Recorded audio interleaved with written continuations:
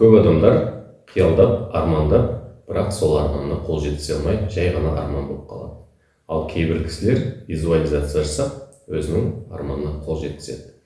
Егер визуализация мен қиялдаудың, армандаудың айырмашылығы неде екенін білгіңіз келсе, онда осы видеоның соңына дейін көрсеңіз болады. Сәлем достар, есімім Бәкен Сақтаған, бизнесмен, бизнес-наставник, жеке бренд экспертімін. Мен өзім каналымда бизнес жасауды, психологияны, қаржылай сауаттылықты, заманауи интернет-маркетингті, жеке бренд жөнінде айтып, өзімнің өмірімдегі тәжірибелермен бөлісетін боламын.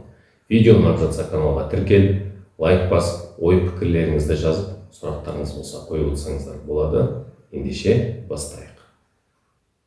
Кез келген адам қиялдайды, армандайды, бірақ көбісінің армандары орындалмай, жай ғана арман болып қалады. Ал кейбір кісілер визуализация жасайды, сол себепті өзінің армандарына қол жеткізеді. Ол не себепті? Қиялдау мен визуализацияның айырмашылығы неде? Қайсысы қандай сізге өзінің зиян пайдасын тигізеді? Соны анықтау үшін бүгінгі видеоны арнайы сіздерге түсіріп отырмын. Қиялдау мен визуализацияның айырмашылығы: қиялдаған кезде, адам армандаған кезде адамның бойында энергия бөлінеді, яғни адамның ниеті.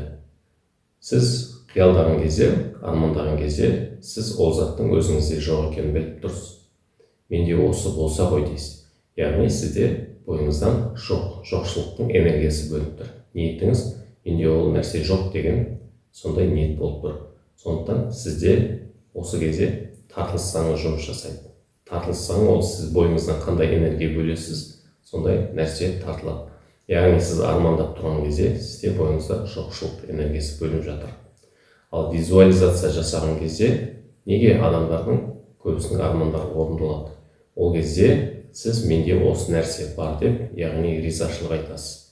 Менде осындай ақшам бар, осындай жұмысым бар, денсаулығым, жеке өмірім, қандай нәрсені визуализация жасайсыз, сол кезде сіз менде осы бар дейсіз. Яғни сізде бойыңызда ризашылық, сізде яғни бар деген тоқшылық, осындай энергия бөлінеді. Сол кезде сізге тартылыс заңымен сол жақсы нәрселер тартылатын болады. Мен тартылыс заңы жөнінде алдыңғы видеоларда көрсетіп, түсіндіріп, айтып түсірген болатын. Сол жерден көрсеңіз болады. Бір сөзбен айтқан кезде тартылыс заңы ол сіз бойыңыздан қандай энергия бөлесіз, сізге тура сондай нәрселер тартылатын болады. Сондықтан достар, армандаған кезде, қиялдаған кезде осы нәрсеге көңіл бөліңіздер. Жай ғана менде осы болса ғой деп армандамаңыздар. Өйткені мен өзім разговор жасаған кезде маған көп кісілер хабарласады, сонда көбісі айтады: кредитім жапсам, бай болсам, жақсы өмір сүрсем деп. Мен сол кезде 1 миллион теңге тапқыңыз келе ме деп сұрасам, ол қайда, ол ондай мүмкін емес, ол арман ғой дейді. Көрдіңіз бе? Адамдар бірден өзін өзі шектеп тастайды. Ол жай ғана адамның миындағы шектеу. Сондықтан армандаған кезде менде осы болса ғой деп өздеріңізді шектеп тастамаңыздар. Керісінше визуализация жасап, жоқ болса да менде осы бар деп ризашылық айтыңыздар. Сол кезде сіздің бойыңыздан жақсы тоқшылық энергиясы бөлінеді, тура сол жақсы нәрселер сізге келетін болады. Достар, видео сіздерге өте пайдалы болды деп ойлаймын. Видео пайдалы болса, видеоны достарыңызға, таныстарыңызға, жақындарыңызға, жақсы көретін адамдарға барынша көп таратыңыздар. Өйткені бұл видео кез келген адамға, армандаған адамға өзінің жақсы пайдасын әкелетін болады. Видеоны басынан соңына дейін көргендеріңізге үлкен рахмет. Келесі кездескенше сау саламат болыңыздар.